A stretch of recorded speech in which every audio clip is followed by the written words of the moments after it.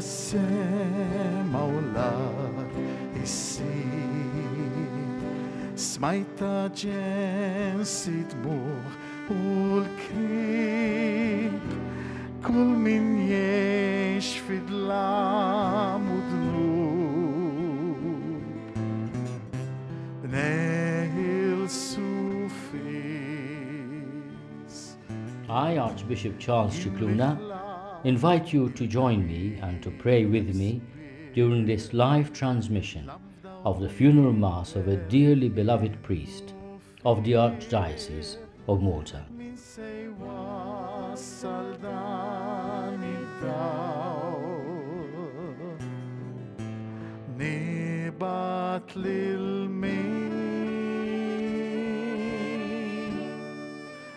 De kinget mulei Lili trit mulei Lechnek smaitu fil hendat halev Yinim mur feintrit Jekt meshinient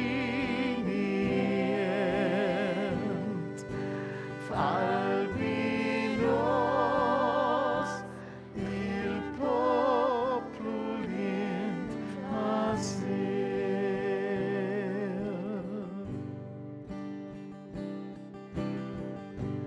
Jintal ksir usħan assit Dot luċir ta' ġens marit Għax ħabbejtom li l-om fdej Ma tawni l-ġen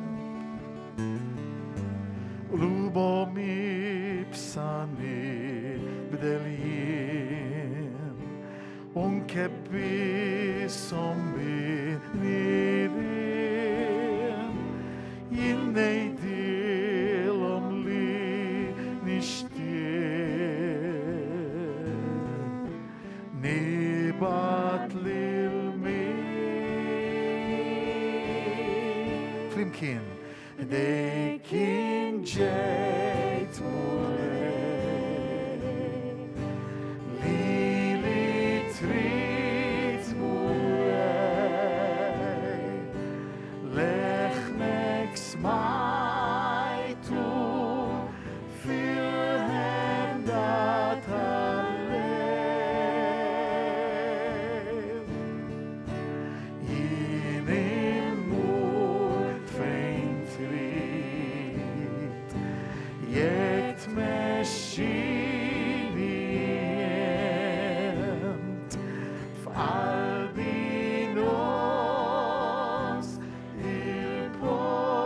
il-populint ħażin.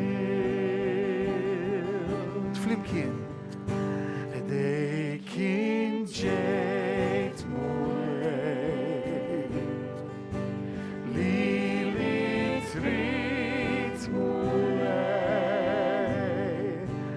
Lechnek smajtu fil-hendat tal-lejl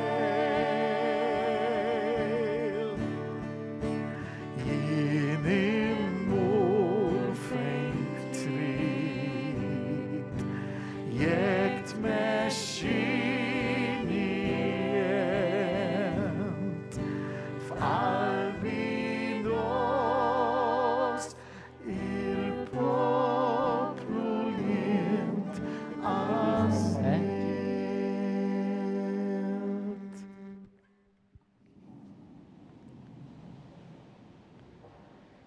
L-isem tal-Missieru, tal-Iben u tal-Ispiritu Santu. Amen.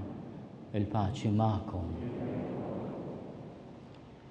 Nixtieq insellem il-familja ta' Fader Nikolas, il-parroċċa kollha, l-dawk li qegħdin isegwuna permezz ta' din ix-xandira.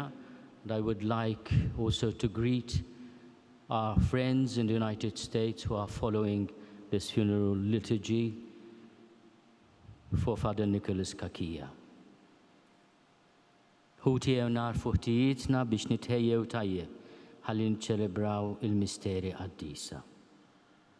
Nistqarla Alla li jista' kollox u lilkom ħuti li jien għadni btħafna bil-ħsieb, bil-kliem, bil-emil u billi ħallej dmirijieti. Ja tiegħi. Għalhekk nitlob li l-imqazza Marija dejjem Verġni l-anġel qaddissin kollha biex titolbu għalija. Iħenna lina Alla li jista' kollox jaħfrinna dnubietna u jwassalna l-ħajja ta' dejjem. Amen. Mulej ħnina. Mulej ħnina. Kristu ħnina. Kristu ħnina. Mulej ħnina. Mulej ħnina. Nitolbu. Mulej intażilt li l-qaddej tiegħek is-saċerdot Don Nikolas għas-servizz imqaddes tiegħek fid-dinja. Il-qgħu issa l dejjem fil-għena u l-glorja tas-sema. Bibnek Ġesu Kristu Sidna li hu Alla u miegħek jgħixu jsaltan fl-imkien mal-Ispiritu Santu għal dejjem ta' dejjem. Amen.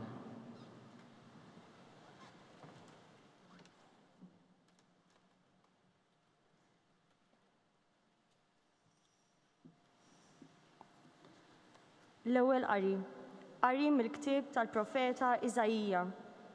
Fis-sena li fiha miet is-Sultan Użżija, jien rajt lil Sidi bil-qiegħda fuq tron għoli merfuħ il fuq. Djul il-libsa tiegħu kienu jimlew it-tempju. Il fuq minnu kien hemm serafini, kull wieħed b'sitt ġwienaħ. Bit-tnejn kienu jagħtu wiċċhom, bit-tnejn kienu jagħtu riġlejhom u bit-tnejn jittajru. U kienu jgħidu u jwieġbu lil xulxin, Qaddis, Qaddis, Qaddis, u l-mulej tal-eżerċti, l-art kollha mimlija bil-glorja tiegħu. Bl-ajjat tagħhom is-sissien tal-etibi teżżu u t-tempju imtela bid-duħan. U mbagħad jiena għedt, ja ħasra lija mitluf jien, bniedem xuftejh imnizza jien, u f'nofs poplu b'xuftejh imnizza nammar. Madana kollu rajt bajnejja lis-sultan, il-mulej tal-eżerċti. Wieħed mis-serafini ittajjar lejja ġamra nar fidu li huwa qabad b'imqas minn fuq l-artal u mesli fommi biha u qalli: Ara, din mestitlek xuftejk, ħużinietek qebet u tnubek inħaffer. Imbagħad smajt leħen Sidi jgħid: lil min se nibgħat, min ser murilna? U jien weġibt: hawn jien, ibgħat lili. Il-kelma tal-mulej.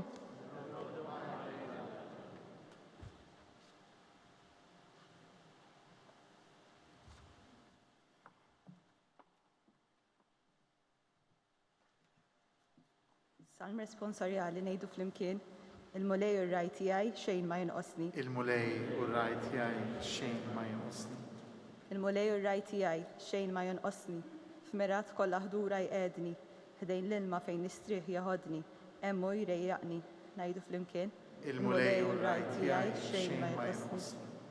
Imexxini fit-triq tas-sewwa minħabba l-isem tiegħu. Imqarjek nimxi f'wied mudlam, ma nibżax mill-ħsara għax inti miegħi. Il-ħatar tiegħek u l-asluġ tiegħek huma jwensuni. Ngħidu flimkien. Il-mulej u r-raj tiegħi xejn ma jinqosni. Inti tħejji mejda għalija quddiem l-edewwa tiegħi. Biż-żejt tidlik li rasi u l-kalċi tiegħi tfawwarli. Il-mulej u r-raj tiegħi xejn ma jinqosni. Miegħi iva jimxu t-tjieba u l-ħniena il-jiem kollha ta' ħajti u nammar f'dar il-mulej sakemm indum ħaj. Il-mulej u r-raj tiegħi xejn ma jonqosni. Kjoġobkom inqumu bil-wieqfa. Alleluja, alleluja, alleluja. Alleluja, alleluja.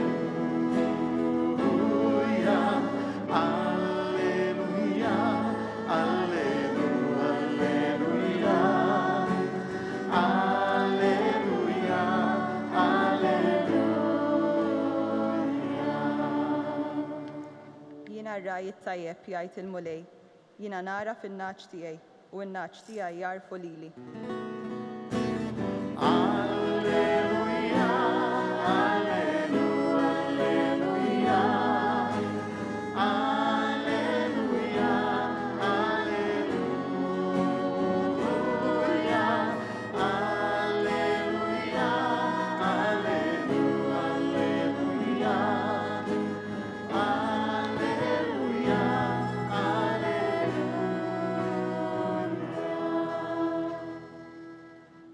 Il-mulej ma'kom. Miegħek ukoll. Qari mill-Evanġelju skont San Ġwan. Glorja lilek, mulej.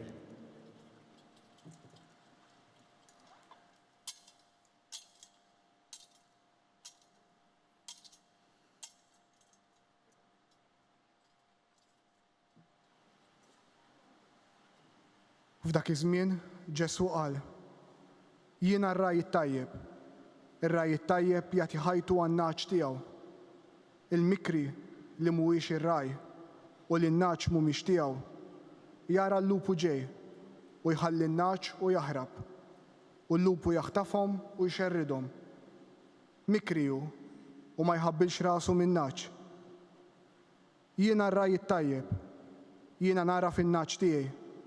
U n-naċ tiegħi jarfu lili, bħalma l-missier jaraf lili u jiena naraf lill-missier. U għan-naċ tiegħi nagħti ħajti.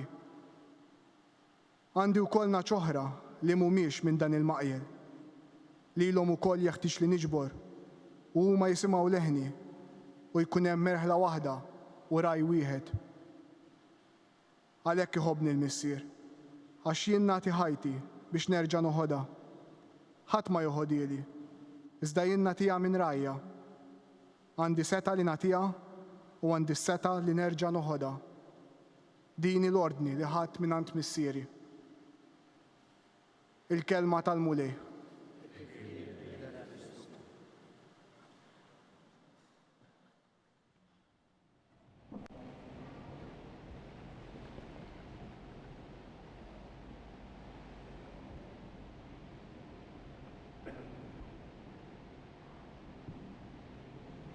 Wieħed mis-serafini it-tajjar lejja ġamra nar fidu li hu kien qabad bimqas minn fuq l-artal u mess li fommi biha u qalli ara din missitlek xuftejk, ħżunitek qabet, dnubek inħafer. Imbagħad smajt leħen Sidi jgħid: lil min se nibgħat? Min se jmurilna? U jiena weġibt: hawn jien, ibgħat lili. Minn fuq l-artal ta' din il-parroċċa Żiża e dedikata lil patrun tiegħu San Nikola, Fader Nikolas żamm u għoss il-ġamra li fejqitu u ħeġġitlu l-qalbu. Dik il-ġamra li s-serafin qabad minn fuq l-artal. Fader Nikolas saba wkoll minn fuq l-artal tal-Ewkaristija ta' din il-parroċċa Żiża tas-Siġġiewi. U dik il-ġamra mhux biss natfitu minn dnubitu fil-misteru kbir tal-ħnina tal-mulej, imma matul iż-żmien għanqlet fih il-mistoqsija: lil min se nibgħat? Min se jmurilna?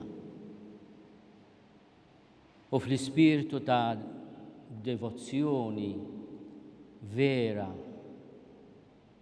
u imitazzjoni ta' Sitna Marija u ta' San Giuseppe, imma mhux inqas ta' San Nikola, Fader Nikolas tgħallem jgħid: hawn jien, ibgħat lili.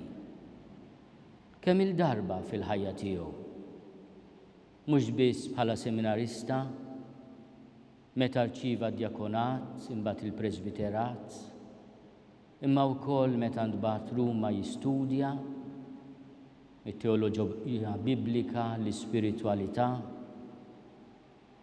ukoll meta ritorna Malta fid-djoċeżi maħbuba tiegħu, id-disponibilità tiegħu lejn l-isfijiet li fihom kien jaraf fidi kbira il-vuċi tal-mulej li kontinwament qed jistaqsi: lil min se nibgħat? Min se jmurilna? U Fader Nikolas għal diversi drabi,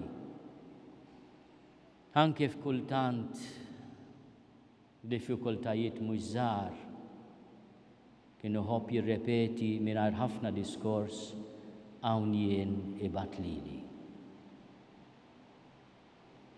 meta sirt tisqof talabni li jissieħeb mal-familja tal-Institute of Pastoral Formation li huma iddedikati għal formazzjoni tas-seminaristi u tas-saċerdoti.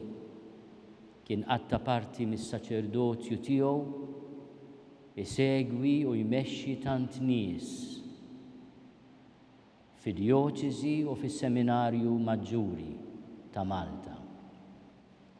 U meta telaq ħalla ħafna orfni, ħalla ħafna nies jimmissjaw id-bissima ħelwa tiegħu u l-kelma soda tiegħu. It-teżi tiegħu kif nafu iddedika lir-raj tajjeb. U inti u tgħaddi minn paġna l-oħra ta' dan il-ktieb tirrealizza li kien ħireġ mhux biss mix-xjenza imma wkoll mill-qalb. Li wara kollox Fader Nicolas u jippreżenta r-raj tajjeb bħala mudell għalina s-saċerdoti kien iltaqa' mar-raj tajjeb, kien perswas li Ġesu ta' ħajtu għalih. U din il-persważjoni qatt ma fixklitu u ħares lejn id-djufija tiegħu, lejn dnubietu, lejn il-limitazzjonijiet tiegħu. Imma mlietu b'ġenerożità kbira li waslitu għal maturità spiritwali profonda u għolja.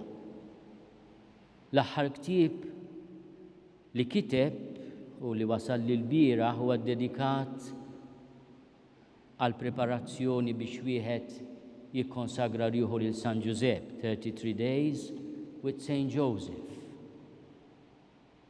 Ispirat mid-dokument sabiħ tal-Papa Franġisku, Patris Corde, bil-qalb ta' missier. Fuq YouTube tistgħu issibu wkoll intervista twila iżjed minn siegħa li Fader Nicolas ta' fuq dan il-ktieb lejlit li ħareġ fi frar li għadda, 5 xhur qabel mal-mulej sejjaħlu għalih. Imma f'mument minnhom f'dik l-intervista Fader Nicolas jgħid iddeċidejt li fl-aħħar ta' ktieb nirrepeti t-talba li s-saċerdoti tal-Institute of Pastoral Formation jitolbu kuljum. Saint Joseph, Father of the interior life, obtain for us the virtues of your heart, simplicity, detachment, and love of the heaven life. Is-sempliċità, id-distakk u l-imħabba għal ħajja moħbija. Dawn il-virtujiet aħna narfuhom f'San Giuseppe imma l-qudiem il-mulej jurina kemm mexxa lil Fader Nicolas ukoll f'din it-triq. Niftakar li kien jikkomunika miegħi jew bl-email jew bit-telefon regolarment dwar il-marda tiegħu, dwar ix-xewqa tiegħu li ddedika ħajtu lill-missjoni tal-Institute for Pastoral Formation. U jiena niftakar li meta l-marda ma ridix tmur b'xejn. Għatlu Fader Nicolas, nitolbok pjaċir, offri id-battijiet tiegħek għas-saċerdoti u għas-seminaristi u għal-vokazzjonijiet. U kien iħobb ifakkarni f'din it-talba tiegħi u fl-impenn li ħa. I would like to thank Father Juan Carlos, where is he, for being such a good friend of Father Nicolas. Father Juan Carlos u jipprepara l-aħħar vjaġġ ta' Father Nicolas li fih segwiħu kol sa' hawnhekk. Skopra fil-kamra ta' Father Nicolas kwadru tal-ħnina divina. Wara dan il-kwadru sab mitwija din it-talba tremenda fej Father Nicolas fil-festa tal-qalb ta' Ġesu li għaddiet fit-19 ta' Ġunju 2020, mhux li għaddiet tas-sena ta' qabel, offra lilu nnifsu bħala vittma lill-ħniena divina, lill-imħabba kollha ħniena tal-mulej. Dawn huma affarijiet li għamluhom nies mhux biss ta' fidi imma ta' mħabba kbira. U jiena nemmen li għad iridu nibdew naħżdu l-frott ta' din l-offerta, ta' din l-għotja, ta' din l-imħabba. Imma x'jiswa il-klim tiegħi jekk Father Nicholas fil-konklużjoni tat-teżi tiegħu kiteb 2 paġni li semmihom epilogue li huma talba lir-raj tajjeb. U jiena naqrohom u nitlob fuqhom dawn iż-2 paġni li kiteb snin ilu. Mhux biss għaraft il-karattru ta' Father Nicholas, imma wkoll kemm il-mulej ħadin it-talba bis-serjetà u dawn il-ftit snin għalina jidhru ftit, ma Alla għandu mod stramb kif ikejjel il-ħajja tagħna u jiżinha. Il-mulej waslu għal maturità kbira. Kellu mhux biss il-komfort ta' sħabu, imma I would like to thank you, Father Juan Carlos, for giving Father Nicholas also the plenary indulgence and the blessing of the Holy Father before he died. U din hija talba li kiteb Father Nicholas u li pubblika fit-tmiem tat-teżi tiegħu. I'm going to read, for your benefit, Father Juan Carlos, I'll explain, because I'm going to read it in English as Father Nick wrote it, but at least you know where does this come from. You may have read it already. But towards the end of the book he published, I am the Good Shepherd lays down his life for the sheep.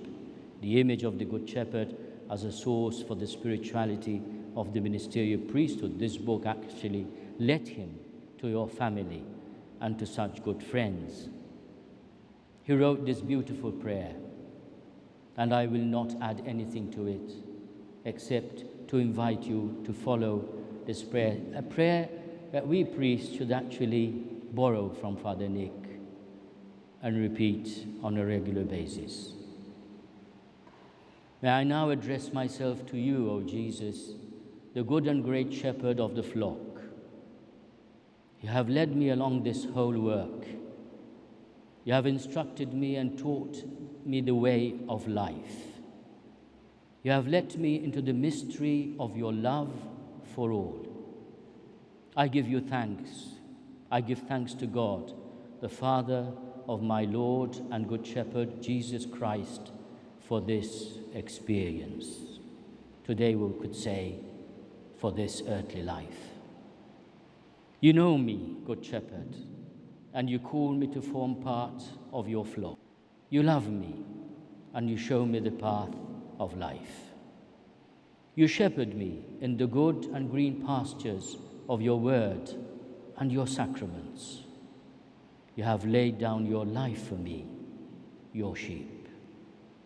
Yes, dear Jesus, grant me the grace to be always grateful for your loving work of salvation for me. Help me, Jesus, to listen always to your voice. Keep me from straying away from you, and give me the courage to return to you when through my frailty I do stray away. Do not allow me to go after other voices, others whose voice I do not know. Grant me, dear shepherd and guardian of my soul, that I may remain always united to the flock which you have redeemed by your own blood. I give you thanks. I give thanks to God also, O Christ, my good shepherd, because you called me in a special way to be associated with you in ministering to your church in the ministerial priesthood. May the work I have just finished not remain a dead letter. May it become flesh in my own life as a priest. May I be so much united to you that I learn from you the attitudes of the Good Shepherd, the attitudes of love, generosity, service, availability, selflessness. May I learn to shepherd the flock you have entrusted to my care as you yourself would like to shepherd it. Teach me your love for the flock, your attention, your care, your apprehensiveness, your less restless watching. Give me, Lord, a shepherd's heart like your own, which is both exalted and God-inspired. May I never seek my own glory, my own honor, my own interests, but only yours. May I never forget that the sheep do not belong to me, but to you. May I always recall that you have paid a very dear price for the redemption of your sheep, the price of your own blood. O Lord Jesus, may it never happen that through my bad example or through my lack of interest, some of the sheep are led astray. May I always protect them from those who come as ravaging wolves to scatter and to kill. O Good Shepherd, inspire me always to lay down my life for them in union with you every day, on every occasion, for every person.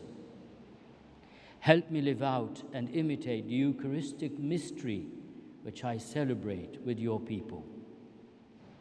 I pray also, dear Jesus, for my bishop and my fellow priests of the Church in Malta. May we be always united together in union with the Pope and the Universal Church, that we may be a sign and instrument of unity in our society. May we together seek to follow you always, to be attentive to your Spirit's word, to your Church, to have the courage to implement it. May we learn more to encourage and sustain each other's efforts in the building up of your kingdom. I pray finally that at the end, when you appear as the chief shepherd, I may be worthy to receive from you the crown of glory, and share with the sheep you have entrusted to me in your glory forever. For yours is the kingdom and the power and the glory forever. Amen. Għatihom ulej il-mistrieħ ta' dejjem, jistrieħ fis-sliem.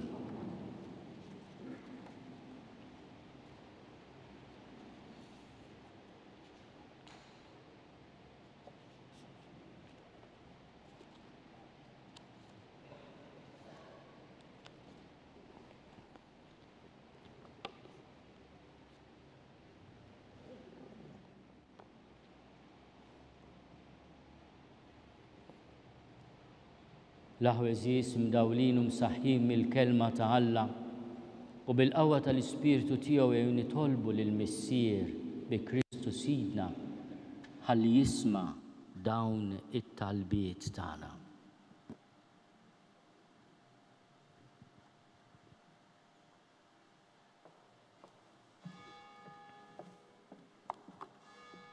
Mulej, nixtiequ mill-qalb nitolbu għar-ruħ tal-Aziz tagħna Fader Nikolas. It-telfa hija kbira għalina l-koll, imma nsibu wens mill-fatt li dan illum qiegħed fid-dar tiegħek. Nitolbu mulej li tieħu ħsieb ta' Fader Nikolas tagħna u li hu jgawdi l-ġenna li tant ixxenna għaliha. Nitolbu. Ismana nitolbuk mulej.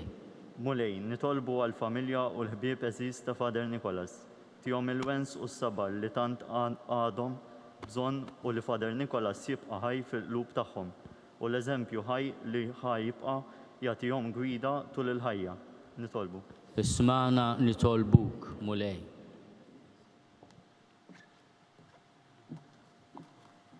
Mulej nitolbu għal-familjari u l-eżiż ta' Fader Nikolas li ħallew din id-dinja b'mod speċjali l-mama tiegħu, in-Nanna Mary. Nitolbuk Mulej iddaħħalhom fis-saltna tiegħek biex igawduk għall-eternità. Nitolbu. Nitolbu Mulej għall-Knisja f'Malta biex jitkatru l-vokazzjonijiet fost iż-żgħażagħ għan li tant ħadem għalih it-tiju għax il-ħsad huwa kbir il-ħaddiema huma ftit. Nitolbu.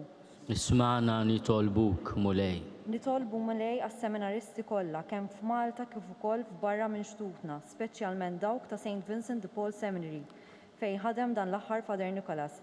Ħares is-seminaristi li tant ħabb u segwa Fader Nikolas biex il-Mulej ikompli kattar fihom il-fidi, l-umiltà u l-imħabba lejn Alla u l-poplu tiegħu. Nitolbu. Ismana nitolbuk, Mulej. Nitolbu Mulej morda bil-marda tal-kanċer. Nisser fihom Mulej l-attitudni pożittiva lejn il-ħajja li kellu t-tiju u nibqgħu Mulej nitolbu għal-fejqan sieħ tagħhom. Nitolbu. Ismana nitolbuk, Mulej. Kun int Mulej, is-sit ta' ħajti. Hawn jien Mulej, jien lesta li għal kull ma trid. Hawn jien Mulej, b'imħabba kbira għalik. Hawn jien Mulej, u ikmandani dak li trid. Hawn jien Mulej, iddeċidejt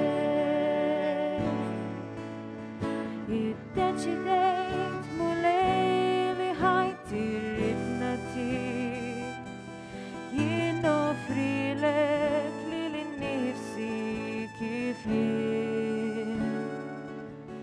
Ħudni f'idejk u għamel bija dak li trid. Kun int Mulej, is-sit ta' ħajti.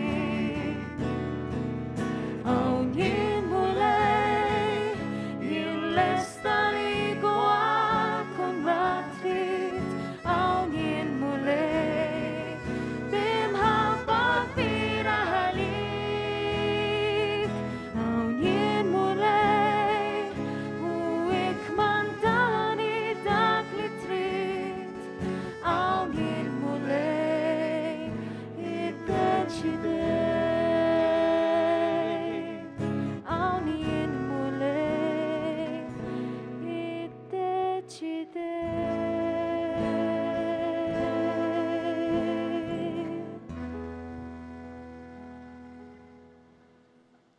Nitolbu ħuġi biex is-sagrifiċċju tiegħi u tagħkom ikun joġob lil Alla l-Missier li jista' kollox.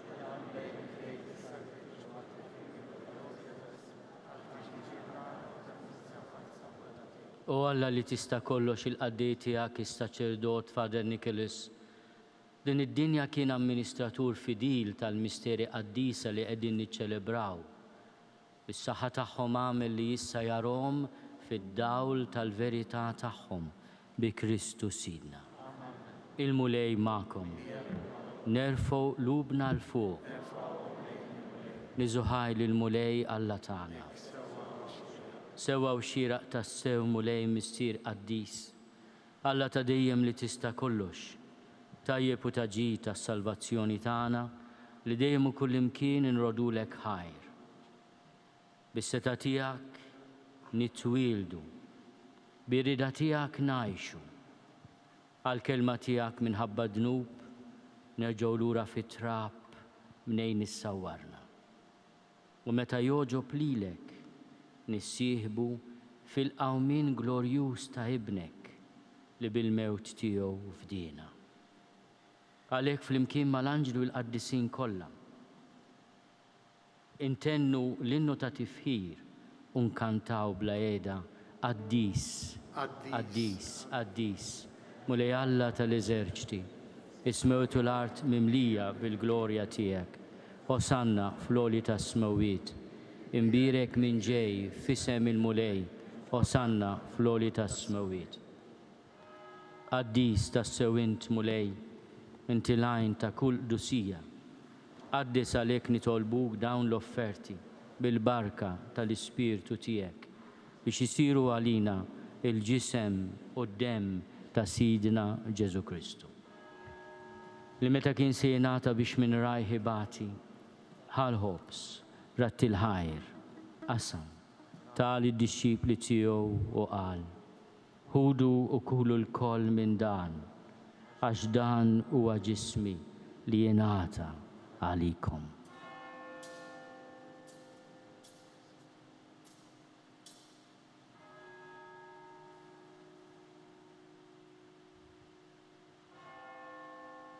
Ekku kol wara l-ikla ħal-kalċi reġerat il-ħajr, tali disċipli tiegħu u qal, ħudu u ixorbu minnu l-koll, għax dan huwa l-kalċi ta' demmi tal-patt il-ġdid li jibqa' għal dejjem. Id-dem li jixxerret għalikom u għal-bnedmin kollha għal-maħfra ta' dnubiet. Għamlu dan tifkira tiegħi.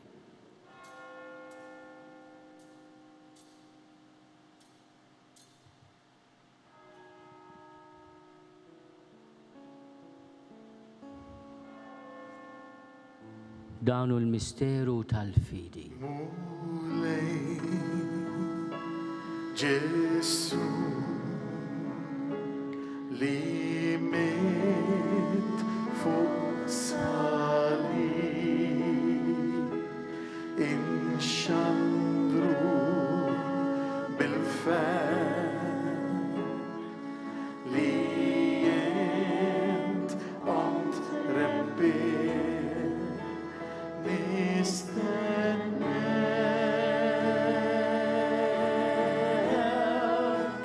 samatiġi fil-glorja għax jint Ġesu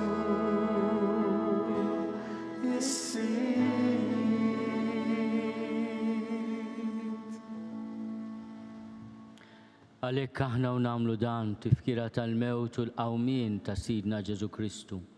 Nofrulek mulej il-ħobs tal-ħajja u l-kalċi tas-salvazzjoni. U rrodulek ħajra xoġbok tilqana hawn quddiemek biex naqduk.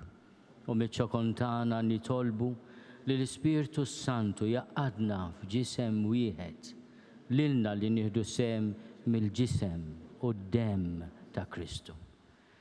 Ftakar mulej fil-Knisja tiegħek imxerda mad-dinja kollha.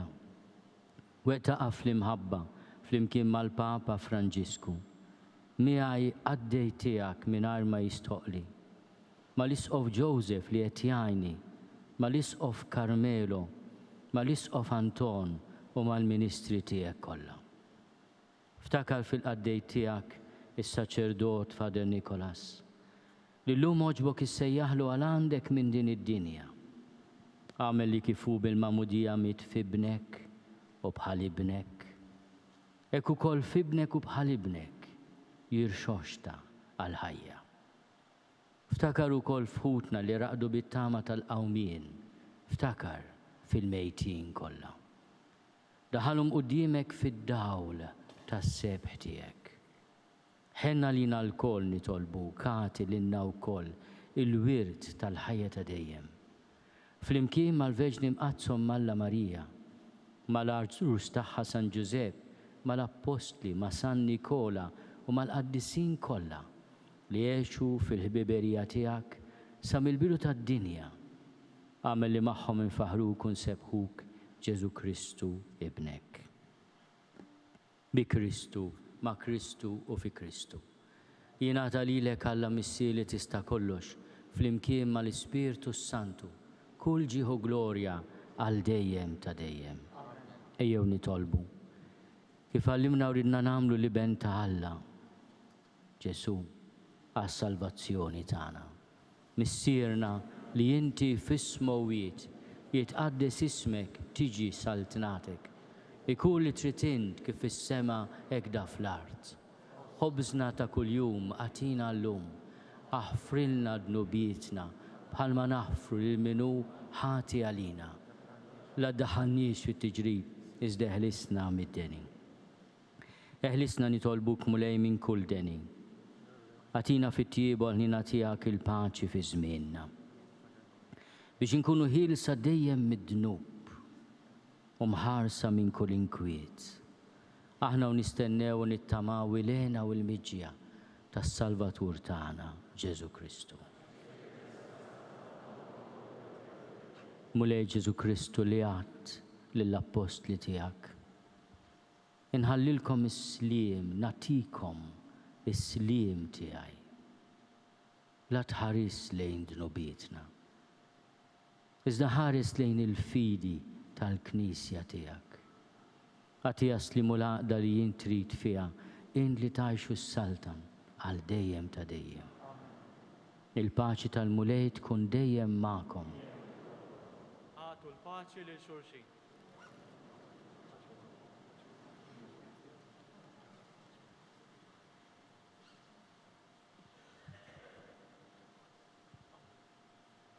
Il-ġisem flimkien mad-dem ta' Sidna Ġesu Kristu ikunu jiswew lilna li se nitqarbnu bihom għal ħajja ta' dejjem.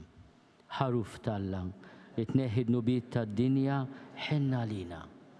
Ħaruf talla li tneħħi dnubiet tad-dinja ħenna lina. Ħaruf talla li tneħħi dnubiet tad-dinja għatina l-paċi. Mulej Ġesu Kristu binalla l-ħaj. Bil-mewt tiegħek ifrit minnek il-missier u bil-ħidma tal-Ispiritu Santu. Intajt il-ħajja lid-dinja. Dan il-ġisem u d-dem għaddis tiegħek. Eħlisni minn ħtieti kollha u minn kull ħażen. Żomni dejjem fidil lejn il-kmandamenti tiegħek u tħallini qatt ninfiret minnek. Mulej Ġesu Kristu nitolbok li din itqarbina bil-ġisem u d-dem tiegħek. Ma tkunx il-kundanna tiegħi. Iżda l-ħnina tiegħek tkun għalija l-ħarsien u l-fejqan ta' ruħi u ġismi.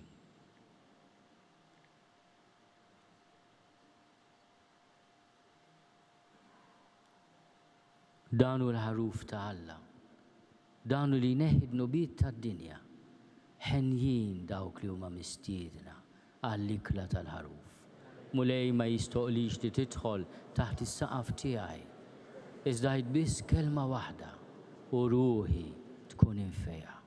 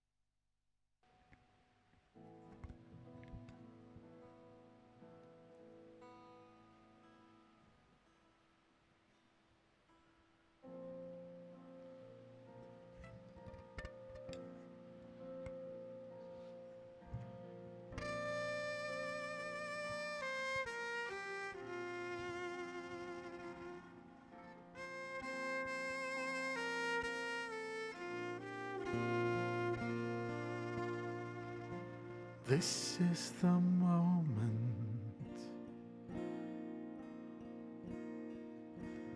This is the hour. You're here in my presence. You're touching my power. How I've longed for this moment. How I long for this day. Come away, my beloved, to our secret place. Enter into my presence. Flimkien ngħidu it-talba għat-qarbina tax-xewqa. Ġesu, jiena nemmen li inti tinsab ta' bilħaq fis-sagrament tal-Ewkaristija. Irrid inħobbok fuq kollox u fuq kulħadd. Inti taf li nixtieq nirċevik ġewwa fija. Imma ġala darba bħalissa ma nistax nilqek ġewwa fija sagramentalment, nitolbok li tiġi fija spiritwalment. Ejja għandi, Ġesu tiegħi, biex jiena niġi għandek. Ħeġġiġni bl-imħabba għalik, biex f'ħajti u f'mewti jiena nemmen fik, nitma' fik u nibqa' nħobbok għal dejjem. I want the world to know this is my secret place. This is my holy place.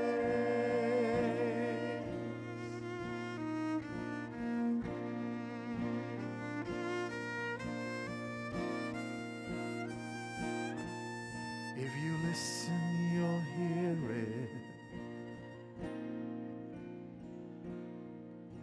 The call to the nations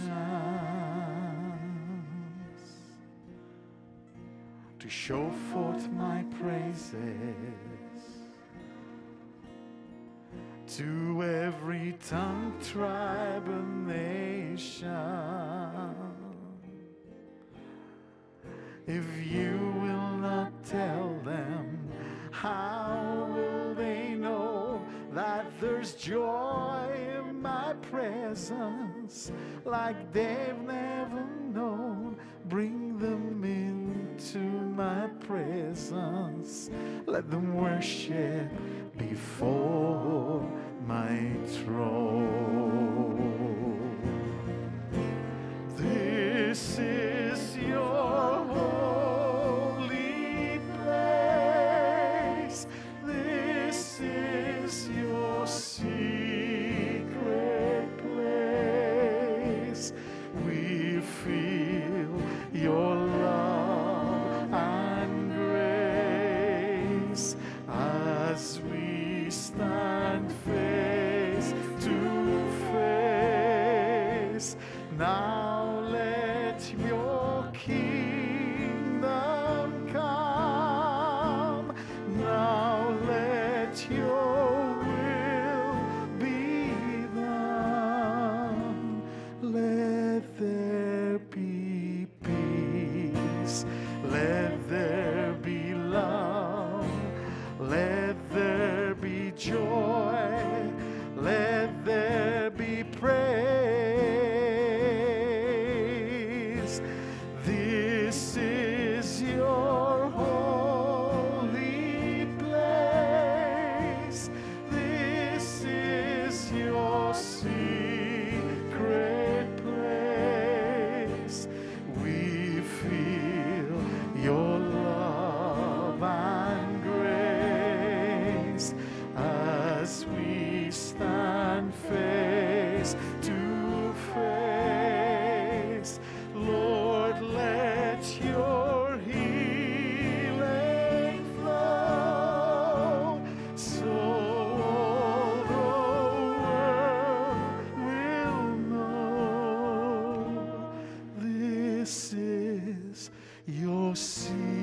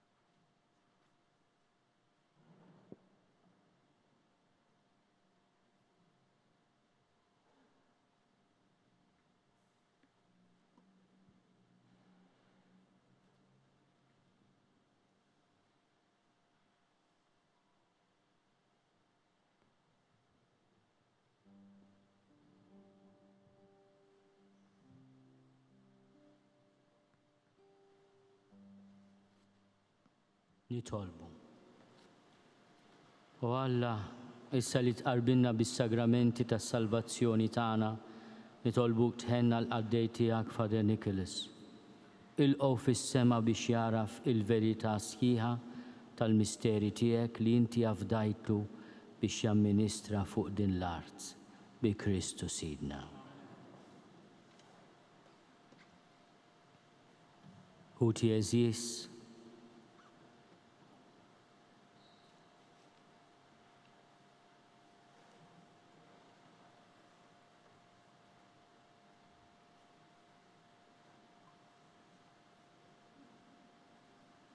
tansara aħna namlu dmirna lejn danħuna Father Nicholas li ħallina.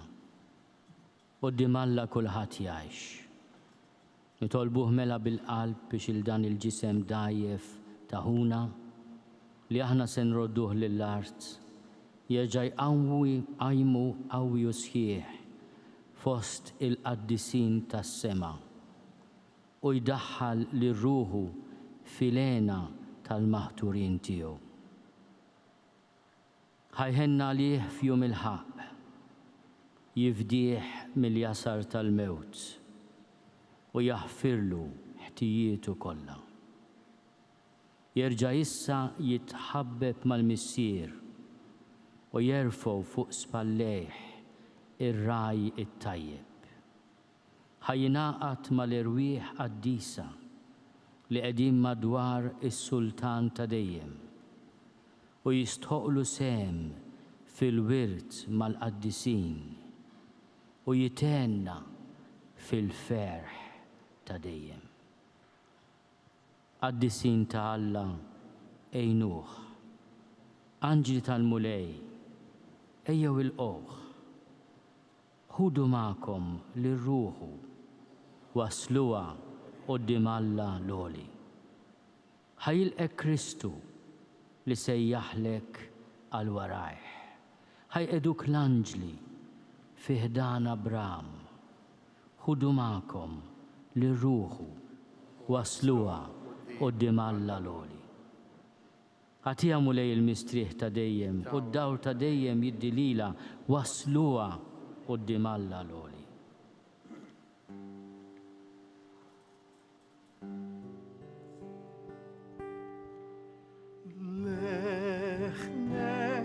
Sema sejjaħt li mulejja biex niġi għandek ħanexxu flimkien. Isbaħ mill-għana tal-ripe Isbaħ mill-ilħna terriħa ta' tfal. Leħnek mis-sema sejjaħt li mulejja biex niġi għandek ħanexxu flimkien. Idek ħanina fid-dalma tmexxini, il-kelma tiegħek timlini bil-ferħ. Isbaħ mill-għana tal-nipe fil-għodu,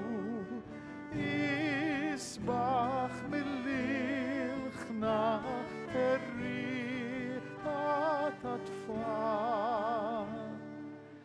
Idek ħanina fid-dalma tmexxini, il-kelma tiegħek timlini bil-ferħ. U leħnek bis-sema sejjaħt li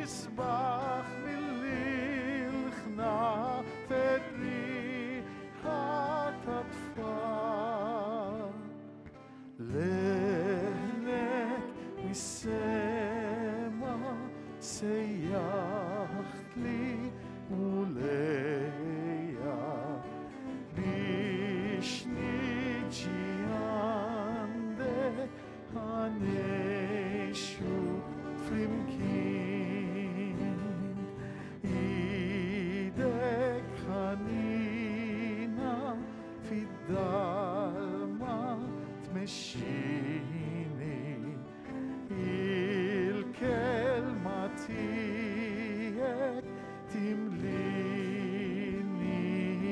bil-ferħ.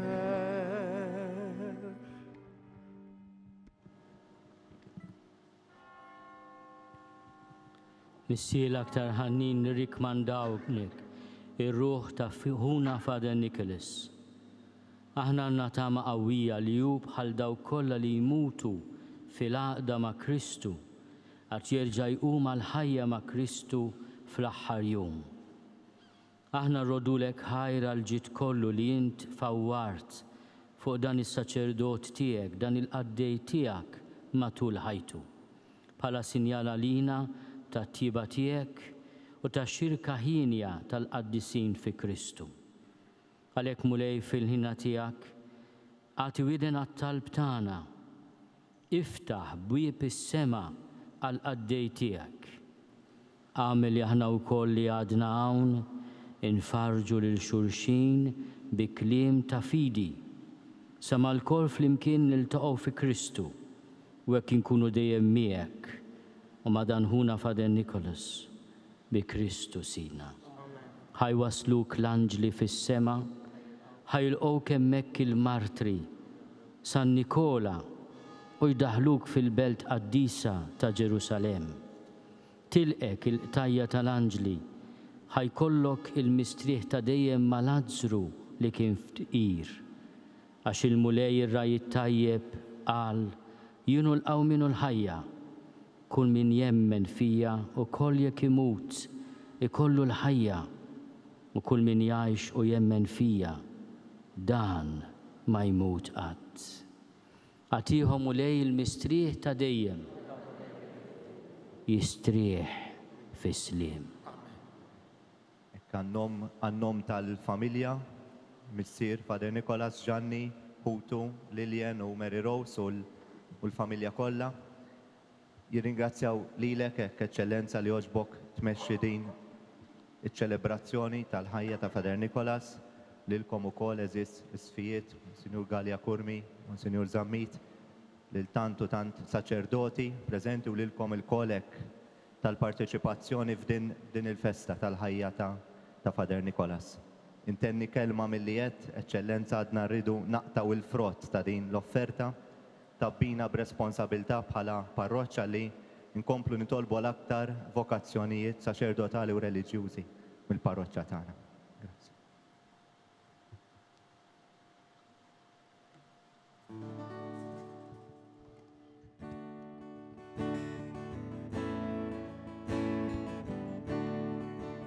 Għam qudiemek Madonna mixħud għax inħossni jekk mitfni u batur jiena ġejt u staqsejt fejn insib ftit mistrieħ u batuni f'riġlejk minnu fih u għaluli Madonna li sebba il-ġonna għalix inti jomna taħarstek iż-żonna u aħna min qalbna Madonna nfaħruk u għaluli Madonna li sebba il-ġonna għalix inti jomna taħarstek iż-żonna u aħna Madonna palomna nżommuk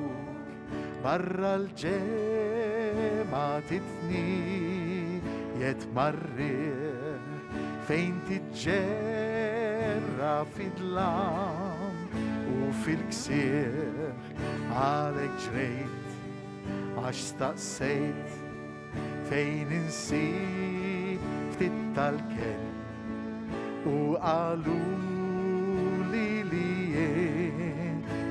taftħen u qalu li Madonna li sebbaħ il-ġonna għalix inti omna taħħastek iż-żomna waqna min qalbna Madonna nfaħruk u qalu li Madonna li sebbaħ il-ġonna għalix inti omna taħħastek iż-żomna waqna Madonna palomna nżommuk xtaqt li miej inġitlek ftit wart min flok ġitlek holliet xewk u mart għalek ġejt għax staqsejt min mibdilli l-olliet u eduni li għandek infir